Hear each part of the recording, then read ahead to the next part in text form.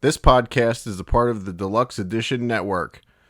To find the other great shows on the network, head over to deluxeeditionnetwork.com.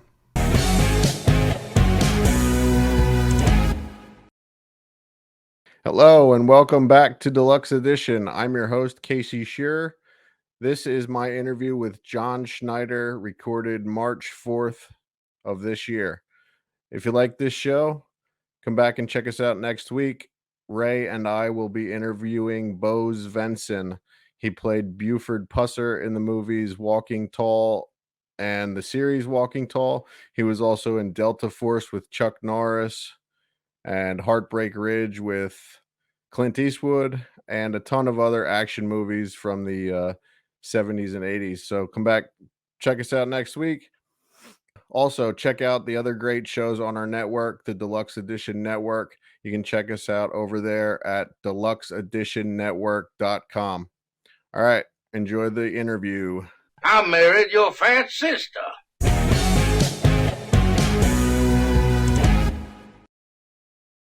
Can you hear me now? Yes, sir. Can you hear me? Well, that commercial still just works. I don't know why.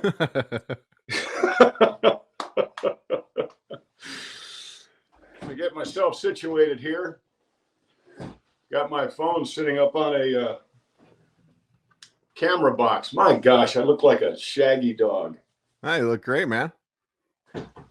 Thank you. This is a new movie we're doing, and in the movie, I get a call to go back into action, so I get my hair cut. So in order for it to be really dramatic, I have it as long as it hadn't been this long since Dukes. I mean, it's wild. Yeah, it's getting. So now when they take the clippers to it, people will go, "Oh my God!" And they'll confuse it with acting, and I'll have another point. There you go. So we're already recording here. So let's talk about that. You're making you make your own movies now. Is that what you're doing in the back? Is that you're editing your own stuff there? Oh yeah, always have. I was before Dukes. I was one of those kids with a Super 8 camera and a little. Basically, it was a razor blade. You'd put the sprockets of the film on these little nipples, and then you would cut the film and tape it together. So I've been fascinated with the process always. And then when I did Dukes, when I wasn't out working somewhere, you'd find me in the edit bay with Russ Livingston, who was our editor, and learning how to work on a moviola, learning how to work later on a flatbed. And then when the digital world came in and took over the editing process, I remember buying, you had to get two VHS players and then a controller. And all you could do was butt cuts together. And there was always a glitch in between them. But I went out and I bought those, and I worked on that. Theory being that if you are not an editor, then I don't think you can really be much of a intuitive director, because an editor knows what's unusable. An editor knows what you don't have to worry about. When I direct, I'm directing this one too, and when I direct, a cameraman will say, "Well, we saw a such and such in the shot," and I said, "Don't worry, I'll cut. I won't use that shot. I won't use that part of the shot." And they'll say, "Yeah, but what if you?" And I say, "No, I don't. I don't want to. I already see what the movie looks like, especially in this regard because I wrote it. But it makes it so you don't worry about things you don't spend a bunch of time worrying about things that are basically inconsequential. It also works from an acting standpoint. So I tell actors, they say, "I just don't think that was very good." I said, "Look, don't worry. By the time I get done with it, I'll cut all of the suck out of your performance, and only the good stuff will remain." Right. Because I have to cut a whole lot of the suck out of a lot of what you'll see me do, if you see the long stuff, I'll know everybody's lines but mine. So I'll be acting my butt off, and then I'll be going, oh, wait, hang on a second. Okay. And then, but what you wind up with at the end is a movie. Yeah. Right. I've recently watched some of your stuff. You did Poker Run, Stand on It.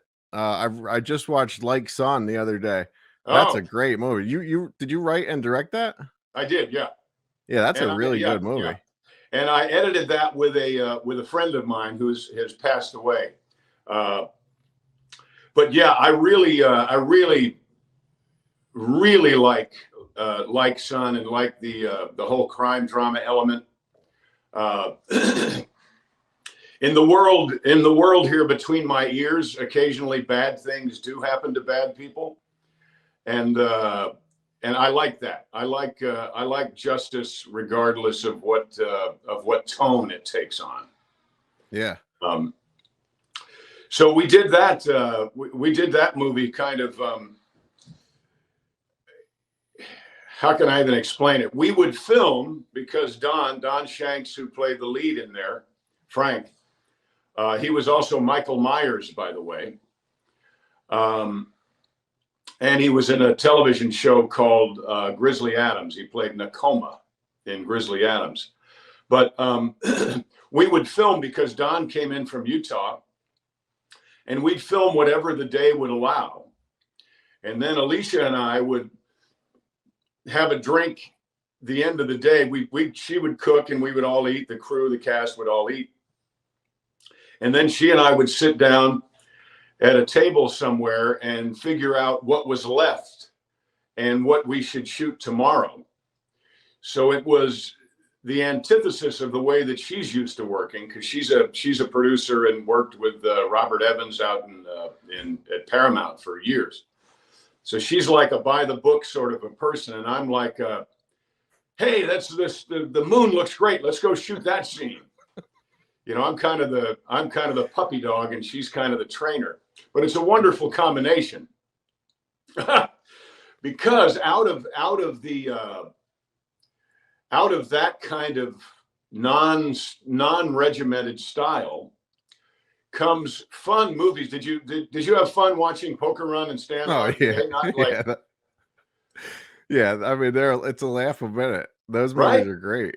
Yeah, they're great. They have an energy to them that I think when your director is also the guy wearing the hat and driving the fast car, when I'm just having fun, then I think everybody has fun. When I'm not taking it, it's not that I don't take what I do seriously. I take it very seriously. I just don't take the adherence to the process very seriously, because I think a filmmaking process is an ever evolving skill set, where you learn what's important, you learn what's not important, and you. Too many times I've been on films where people are so heady, and they're so film school. You know, it's got to be A, B, C, D. And I say, why does it have to be A, B, C, D? You know, you put it together, it can be A, D, B, C. Doesn't make any difference in what order you shoot. Doesn't make any difference the mood or tone of the set, except what I've learned in 45 years of doing this, actually a little more if you count my Super 8 stuff. What I've learned is that if you don't enjoy the process of making the film, then chances are the people will not enjoy the audience will not enjoy the process of watching the film.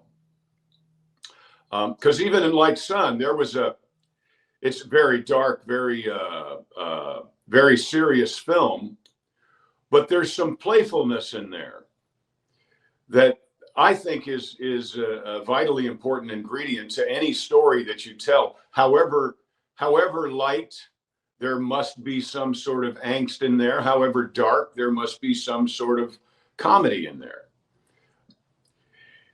But you know, that takes decades to figure out.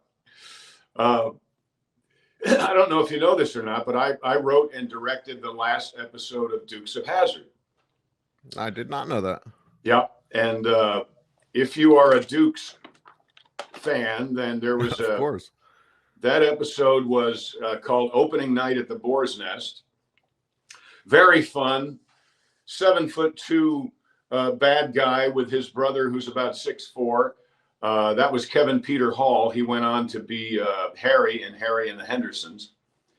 But it's the one where Roscoe in a talent show makes Boss Hogg disappear in a magic case that he bought. It wasn't online. We didn't have online yet, but he had ordered. So it's very funny because he's Coltrano the Greato, and he's got his his funny laugh and all that going on. But when he makes Boss Hogg disappear and can't get him back, at first it's very, very funny, but then it gets very sad because Roscoe stays up all night and all the next day doing his hocus pocus incantations, trying to bring back his little fat buddy. So even then, there's the combination of funny and sad that I felt, even at, what was I, 25 years old, needed to be part of the story. So I just love, I love what Alicia and I have been doing. We're going to be filming some of this today. And this is a movie called To Die For. And it's about that guy. I'm the guy there on the left, but I'm a veteran who flies an American flag from the back of his El Camino. And every morning I go have breakfast with my police officer friends because John Schneider and Alicia Schneider, we back the blue. You know, we are fans of our law enforcement. And someone gets a restraining order against me saying I can't drive my El Camino with the American flag on it within 300 yards of the school where I, as a little child, learned to say the Pledge of Allegiance. So it's a patriotic film, but it's also a little dark and it's a little funny. It's all those things that we're talking about.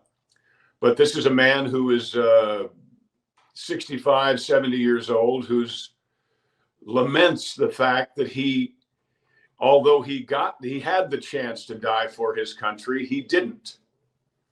So he's looking for, and friends of his did. So he has a bit of survivor's remorse, and he is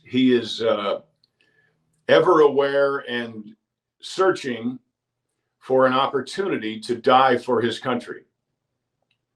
So it's unlike Poker Run and Stand on It. It's a little heavy.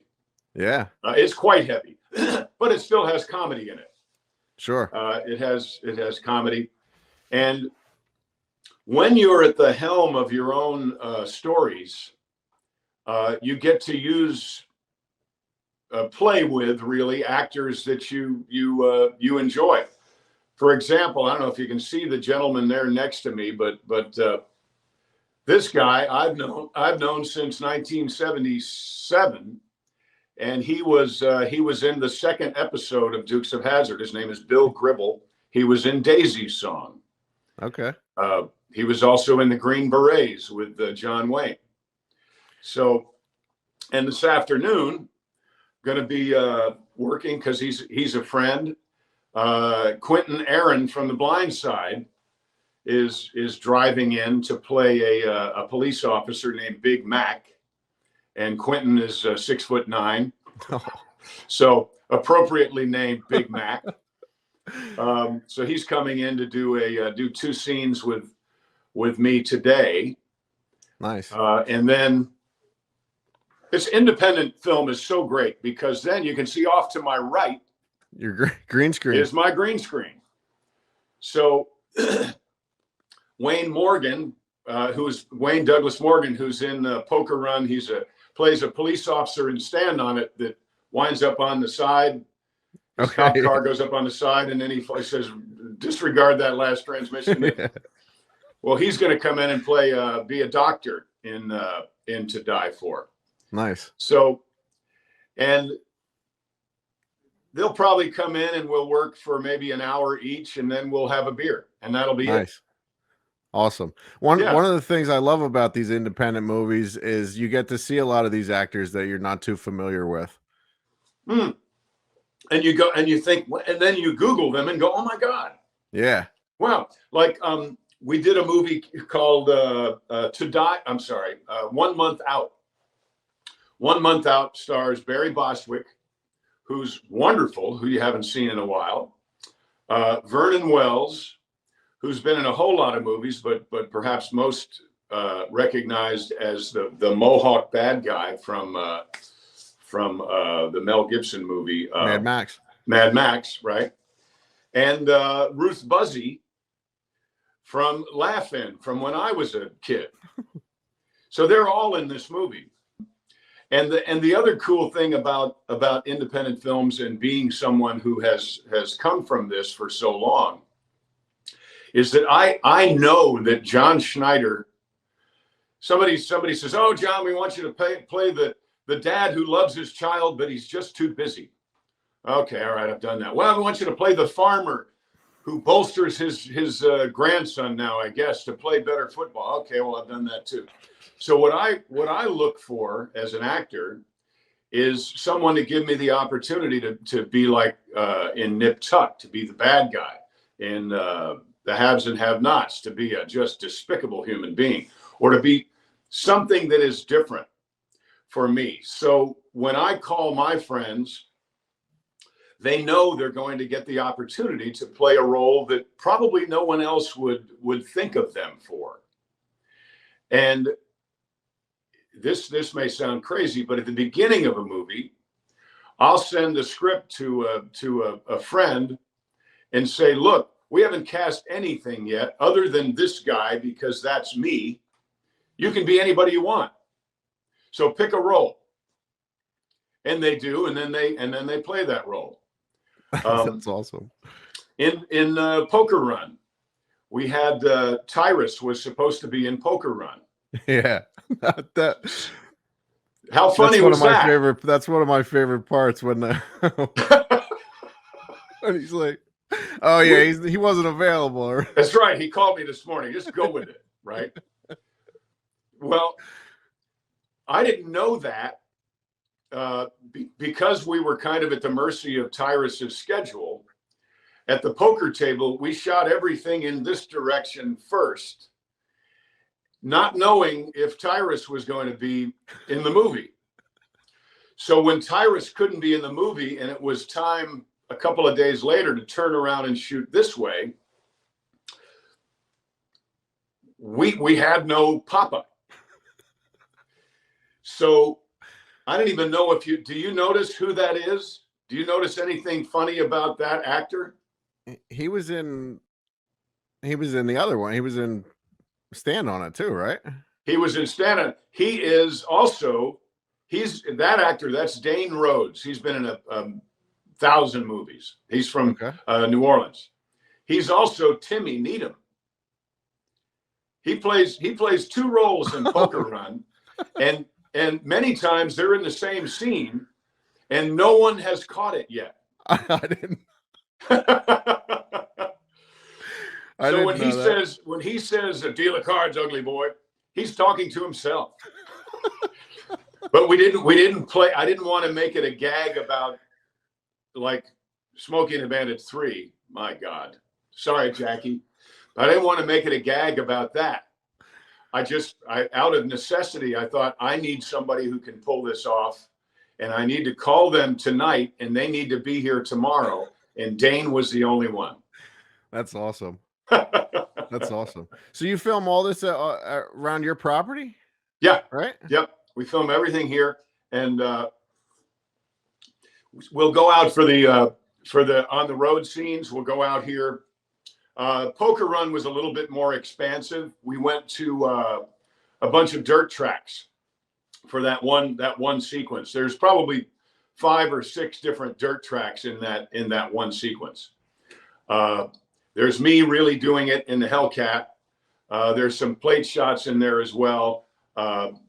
So that movie was a little bit bigger as far as production scope. But you'll notice they begin Stand On It and Poker Run, both start here, go out and have fun, and then wind up back here. Yeah. So that we can shoot the beginning and the ending of the movie and get that over with first. It's an old like Gunsmoke trick. And it's so much fun. And then we just went, we have quite a bit of water here at the studio. So the boat jump over the road and the boat jump through the house was right here. Nice. But the actual on the bayou and down the river scenes were shot about 10 miles away. Awesome, man. I know we don't have a ton of time with you. It seems like you're having a blast. I have a couple more things I want to ask you real quick. Go for it. We always do fan questions. Everyone wants to know, is there anything Dukes of Hazzard's in the works? I don't know. A couple of reasons why there's not. Number one is that Warner Brothers owns the copyright to Dukes of Hazzard, and sure. I think they proved that they have no idea what they're doing with regard to Dukes of Hazzard back in 2006. That was such an awful. They missed every conceivable mark. Southern horsepower comedy has a very particular recipe to it. It's the fun, it's the angst, it's the driving, and it's none of there's an ingredient to Southern horsepower comedy is not raunchy. And raunchy was what that movie was about. Very jackass, very, potty humor, and it was just awful. Uh-oh, you went away. I'm still here. Okay. So they got it so wrong. So they're not going to do it because they don't know how, but also they're not going to do it because they're scared to death of the flag. And I think they know that if they do a Dukes of Hazzard and they take the flag off the General Lee, they will have alienated 101% of their audience. So they're not going to do it. So what I tell people, I will always throw references to Dukes of Hazzard in the movies that we make. Yeah. So I think the closest you're going to get to a Dukes of Hazzard-like movie is Christmas Cars, Stand On It, Poker Run. And we're making Double or Nothing. We're going to make that this year. Nice. If Warner Brothers would sell me the rights or give me the rights to Dukes of Hazzard, I would make one. But I've tried unsuccessfully for about a decade to get the rights from them, and they won't let it go. Okay. All right. I have a question here. Been watching a bunch of your movies over the last couple of months to try and prep for this. Do you actually make a famous chili? Is there a John Schneider's chili recipe? The bunch of your movies, you have made chili in your movies.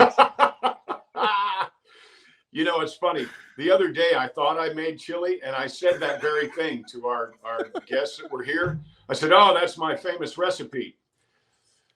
Come to find out, my wife went in after me and fixed it. So my famous chili recipe is a secret because even I don't know it. It's Alicia's secret recipe. I tell you what, in everything I've done, whenever Jonathan Kent or anybody I've played makes a cup of coffee, it's half and half and a little honey. Okay. That is true. That's right here. That's in every cup of coffee I ever make. Let's see. I got tell everyone where you can find this stuff. I got the Cibo D. Hey, Cibo D oil. Tell you what, just go to johnschneiderstudios.com or get my app. Oh, that stuff is great. Yeah, the hand smell. Here's a little comedy here. That bomb is the bomb.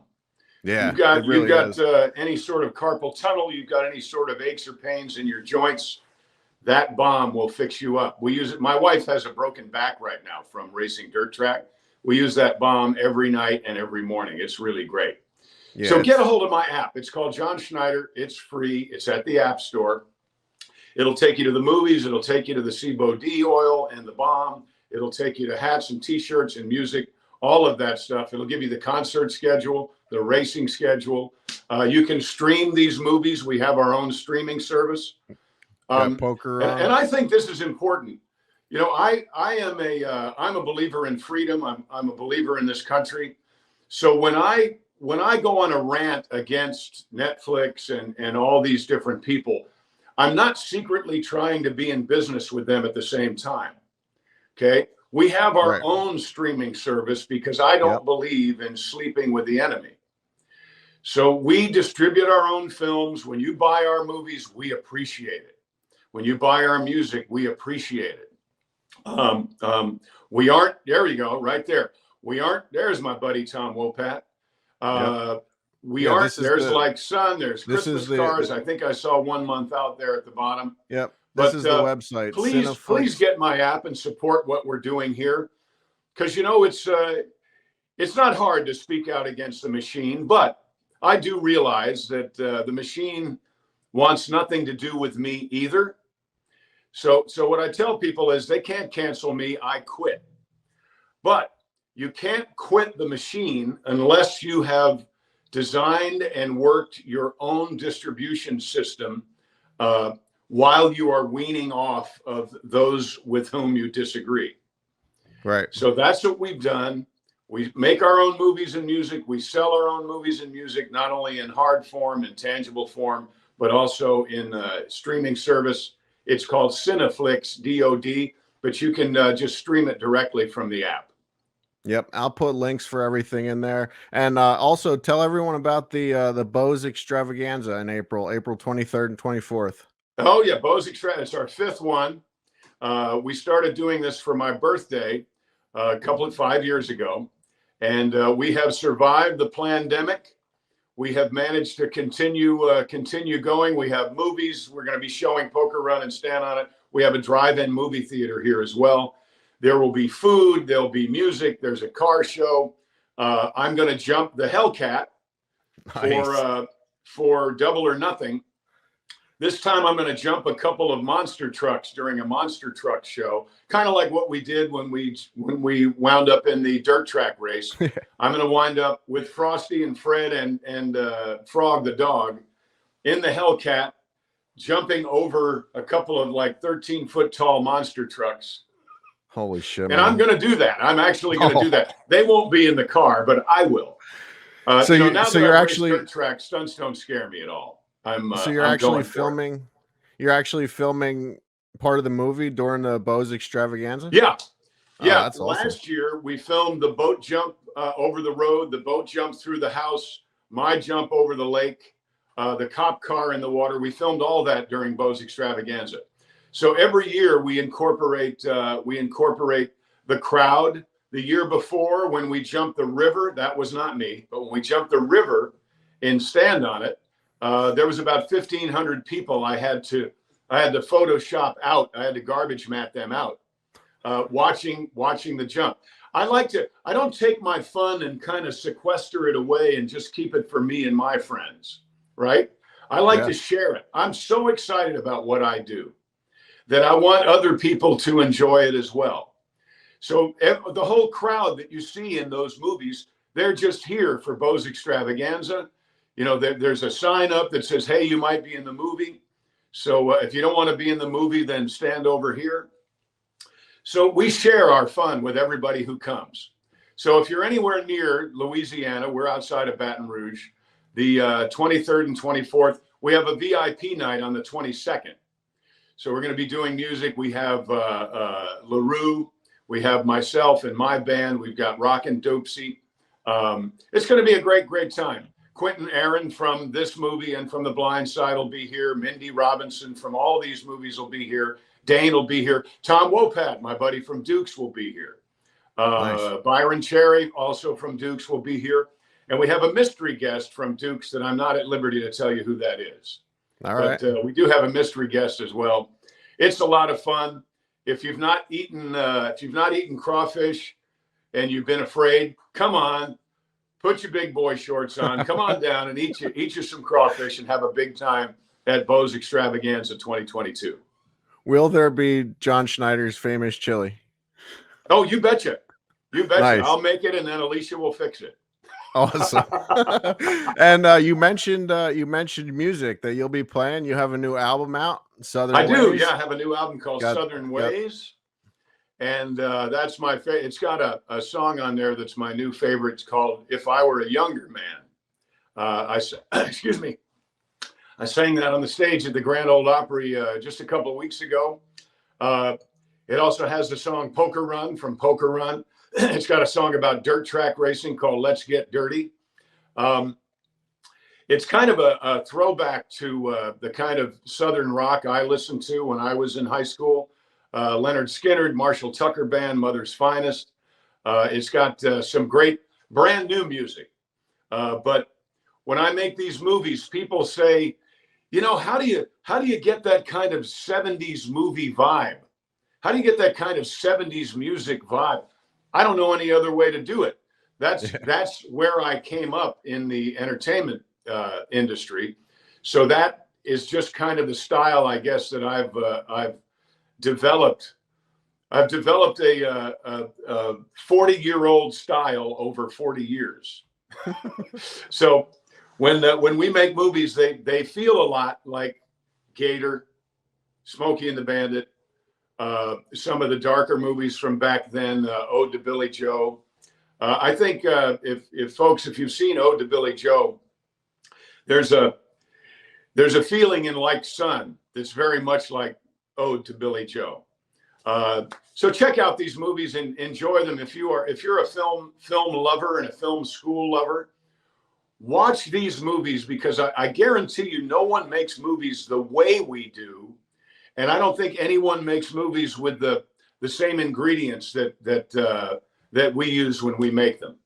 Yeah, they're definitely a lot of fun. I highly recommend them all. One last thing, John, your podcast, Don't Get Me Started with John Schneider. I listen every week, man. I love it.